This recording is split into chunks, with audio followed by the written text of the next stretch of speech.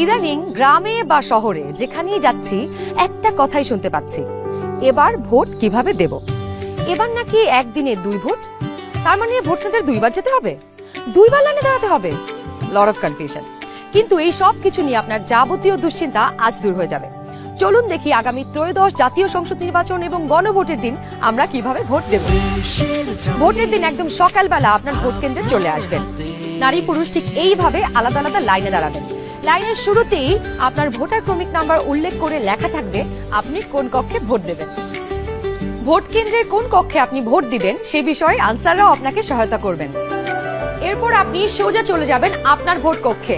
কিভাবে নারী এবং পুরুষ ভোটারদের আলাদা রুমে ভোট গ্রহণ করা হচ্ছে চলুন দেখে আসি। কক্ষগুলোর বাইরেও ভোটার ক্রমিক নম্বরগুলো লেখা থাকবে। প্রথমেই একজন পোলিং অফিসার আপনার নাম এবং ভোটার নম্বর জিজ্ঞাসা করবেন। তারপর আপনার চেহারার সাথে আপনার ভোটার তালিকায় থাকা ছবি মিলিয়ে দেখবেন। এটা আমি, এখানে একটু খারাপ আসছে ছবি। বাবার নাম আনিসুজ্জামান। ভোটার আয়শা খানম, ভোটার নং 0157। প্রথম পোলিং অফিসার আপনার নাম এবং ভোটারের ক্রমিক নম্বর জোরে উচ্চারণ করবেন, যেন কক্ষে থাকা সহকারী প্রিজাইডিং অফিসার এবং পোলিং এজেন্টরা শুনতে পারেন।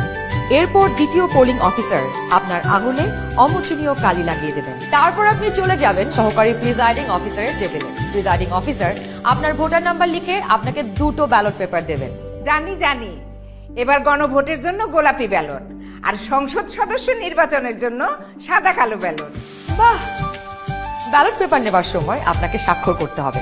আপনি চাইলে টিপসই দিতে পারেন। দেশের ছবি আপনার হাতে। ব্যালটের সাথে দেওয়া হবে সিল মারার জন্য একটি রাবার স্ট্যাম্প। আপনি 2টি ব্যালট এবং রাবার স্ট্যাম্প নিয়ে ভোট দেবার গোপন কক্ষে যাবেন।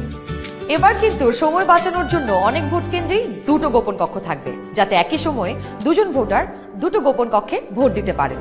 গোপন কক্ষের ভেতরে আপনি কিভাবে ব্যালটে সিল দিবেন চলুন দেখি। গণভোটের গোলাপি ব্যালটে হ্যাঁ এবং না 2টো ঘর থাকবে। সংস্কার বা পরিবর্তন চাইলে হ্যাঁতে সিল মারুন।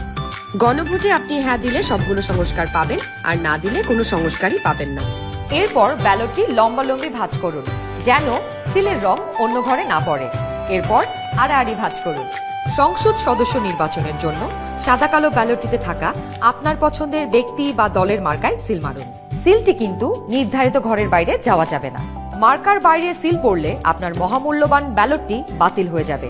সিল মারার পর এই ব্যালটটিও প্রথমে লম্বালম্বি ভাঁজ করুন, যেন সিলের কালি অন্য মার্কায় না লাগে।